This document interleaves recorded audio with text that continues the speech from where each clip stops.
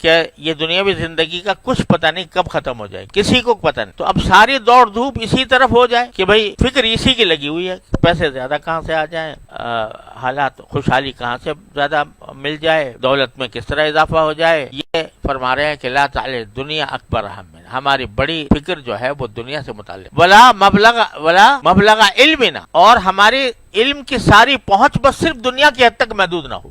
یعنی یہ ہو سکتا ہے کہ ایک آدمی نے سارے دنیا کے علوم و فنون حاصل کر لیے، سائنسدان وہ بن گیا، انجینئر وہ بن گیا، اور ڈاکٹر وہ بن گیا، سارے دنیا کے علوم اس نے حاصل کر لی، لیکن آخرت سے غافل، آخرت کی کوئی فکر بھی نہیں اور اس کا کچھ پتہ بھی نہیں کہ آخرت کس طرح درست ہوگی، جس کو قرآن کریم فرمایا یعلمون ظاہرا من الحیات الدنیا وہم عن الآخرۃ ہم غافلون، کہ یہ لوگ وہ ہیں کہ جن کو دنیا کی ظاہری چیزوں کا تو علم ہے، بہت علم ہے، لیکن آخرت سے وہ غافل ہے.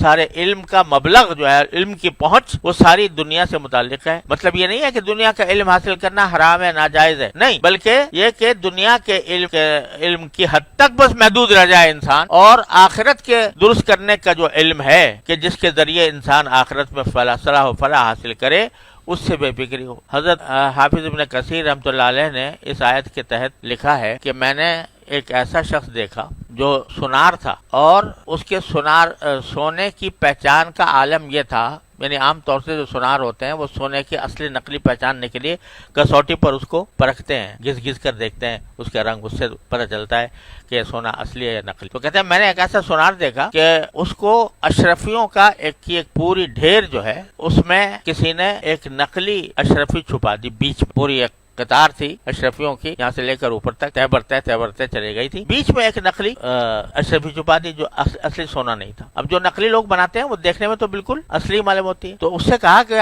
تم پہچان سکتے ہو اس میں جو ہے کون سی نقلی ہے؟ اس نے کہا تم ایسا کرو، اوپر سے کر کے اس کو گرانا شروع کرو، ایک ایک اشرفی. تو ایک ایک اشرفی گرانا شروع کی دوسرے نے. تو جب وہ نقلی اشرفی آئی تو ابھی زمین پر نہیں گری تھی، بیچ میں سے پکڑ کے اس نے بتا دیا یہ نقلی ہے. تو حضرت حافظ ابن کثیر رحمۃ اللہ نے یہ لکھا ہے تفسیر میں، اس آیت کی تفسیر میں، کہ ایسے لوگ بھی یعلمون ظاہرا من الحیات الدنیا، دنیا کا علم اتنا ہے زبردست، لیکن ہم عن الآخرۃ ہم غافلون، لیکن آخرت سے بے غفلت میں ہیں، اس کا علم حاصل کرنے کی ضرورت ہی نہیں سمجھتے. اب دیکھ لو یہ ہمارا حال، ہمارے مسلمانوں کا عام حال بن گیا ہے. عام مسلمان جو لوگ کسی اللہ والے کے ساتھ کوئی تعلق رکھتے ہیں، کچھ علماء کرام سے تعلق رکھتے ہیں، ان کو تو پھر بھی کچھ معلومات تھوڑی بہت ہو جاتی ہیں، لیکن عام مسلمان کو دیکھو، اس سے پوچھو کہ بھئی نماز میں کتنے فرض ہوتے ہیں تو نہیں بتا سکے. اس سے پوچھو کہ وضو میں کتنا فرض ہے، کتنی سنتیں ہیں، کتنے وہ ہے مستحبات ہیں، نہیں بتا سکے. کیوں؟ اس لیے کہ یعلمون ظاہرا من الحیات الدنیا، مبلغ علم سارا دنیا ہی ہو کے رہ گیا. تو سارا مبلغ علم کے معنی علم کی ساری پہنچ، آخری منزل علم کی بس یہی قرار دے لیا ہے، میں بی اے کر لوں، پھر ماسٹر کر لوں، پھر پی ایچ ڈی کر لوں، میں ڈاکٹر بن جاؤں، فلانا بن جاؤں. سارے دوڑ دھوپ اور ساری فکر وہ اسی طرف پڑی ہوئی ہے. لیکن آپ نے دیکھو سنا ہوگا کہ ہمارے وزیر صاحب جو ہے وہ قل اللہ بھی صحیح طریقے سے نہیں پڑھ سکتے. ایک وزیر صاحب قل اللہ پڑھوانے کو کہا گیا، وہ نہیں پڑھا گیا. تو یہ کیوں؟ اس لیے کہ مبلغ علم سارا کیا ہو گیا؟ دنیا. بس کہ دنیا کے اندر جتنا معلومات حاصل ہو جائیں دنیا کی وہ بہتر ہے، باقی آخرت سے غافل ہے. ولا مبلغ علم ولا غایت رغبتنا، اور دنیا ہماری رغبت امنگوں کی منزل نہ ہو آخری. یعنی دل میں جو امنگیں پیدا ہو رہی ہیں، شوق پیدا ہو رہا ہے، کوئی انسان ایسا نہیں ہے جو اپنے مستقبل کے بارے میں کچھ نہ کچھ سوچتا نہ ہو. مستقبل کے بارے میں آگے چل کے میں کیا بنوں گا، کیا بنا، اس میں شوق ہوتا ہے کہ میں فلاں ڈاکٹر بن جاؤں، میں انجینئر بن جاؤں، میں بڑا تاجر بن جاؤں، میں بڑا بزنس والا بن جاؤں، میں فلاں چیز میں اعلی مقام حاصل کر لوں. تو یہ غایت رغبت، یعنی رغبت کی انتہا، شوق کی انتہا، وہ ساری دنیا کی طرف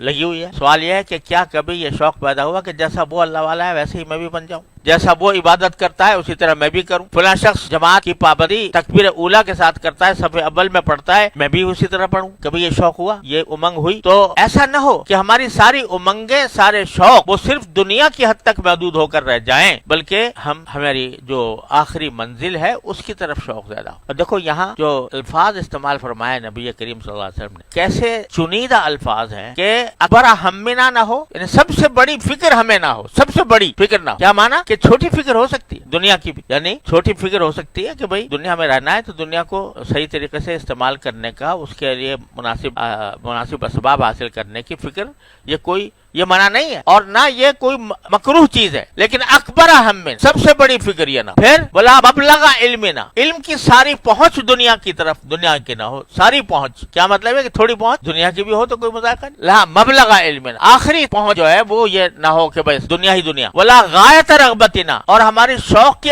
آخری منزل، انتہائی منزل وہ دنیا نہ ہو، انتہائی منزل کیا ہو؟ آخر، کہ وہاں جیسا اللہ تعالیٰ وہاں مجھے ایسا بنا وہاں پر پہنچا، تو لا غایت رغبتنا، یعنی ایسا لگتا ہے کہ وحی جس طرح وحی قرآن میں آئی ہے اس طریقے سے نبی کریم صلی اللہ علیہ وسلم کے زبان مبارک پر وحی کے ذریعے ہی، الہام کے ذریعے ہی یہ دعائیں سکھائی گئی، اور ہر دعا میں سبق ہے ہمارے، تو مانگنا چاہیے اللہ تعالیٰ سے، یا اللہ ایسا نہ ہو کہ دنیا ہی دنیا ہمارے ذہن پر چھائی رہے اور دن رات اسی کی فکر میں مبتلا رہیں اور اسی کا شوق اور اسی کی امنگ ہو، بلکہ ہمیں رغبت عطا فرمائیے اس طرح کی جیسے کہ جو آپ کے مقرب بندے ہیں ان کی طرف رغبت عطا فرمائیے، ان کے اعمال کی طرف رغبت عطا فرمائیے۔